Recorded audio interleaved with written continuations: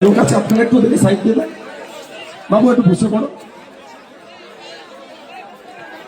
আমাকে ওই জন্য আসতে হয়েছে কারণ আমি যখন তার বাড়িতে এসেছিলাম, তার বাড়িতে যখন গিয়েছিলাম, পরিবারের লোকজনকে আমি একটা কথা বলেছিলাম যে আপনারা যদি চান সহযোগিতা করব, অন্যথায় আপনারা যেটা বলবেন, যেটা করলে ভালো হয় আপনারা করুন।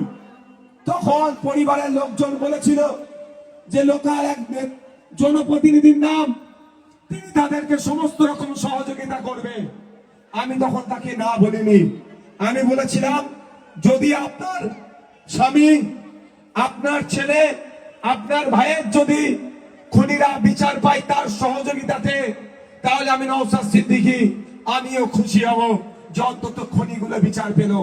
কিন্তু দুর্ভাগ্য, তার পরিবর্তে যে ছেলেটিকে খুন করা হলো, তার পরিবারের সাথে যখন যোগাযোগ করছি, তারা বলছে, তারা জানাচ্ছে আমাদের নেতাদের মাধ্যমে যে যার উপরই ভরসা করেছিলাম সেই গোপনে তাদেরকে জামিনের ব্যবস্থা করে দিচ্ছে।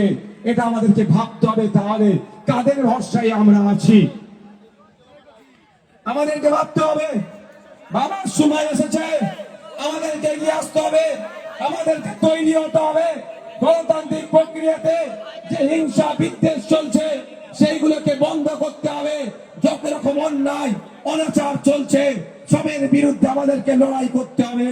কারণ ভুটিয়ারি শরীফের মাটি পবিত্র মাটি, এই মাটিতে কোনো অন্যায়, কোনো অনাচারকে আমরা প্রশ্রয় দেব না।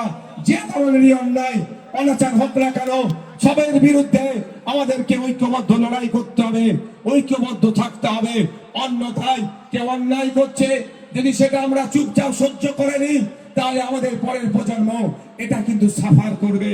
তাই আজকে আমাদের এই জায়গা থেকে শপথ নিয়ে যেতে হবে, যেই ভাইটিকে শহীদ করলো, যেই ভাইটিকে খুন করলো, তার খুনিরা যতক্ষণ না পর্যন্ত সর্বোচ্চ শাস্তি পাচ্ছে, আমরা শান্তির ঘুম আমরা ঘুমাবো না। ওই খুনিদের বিরুদ্ধে আমাদের লড়াই, আমাদের সংগ্রাম জারি থাকবে।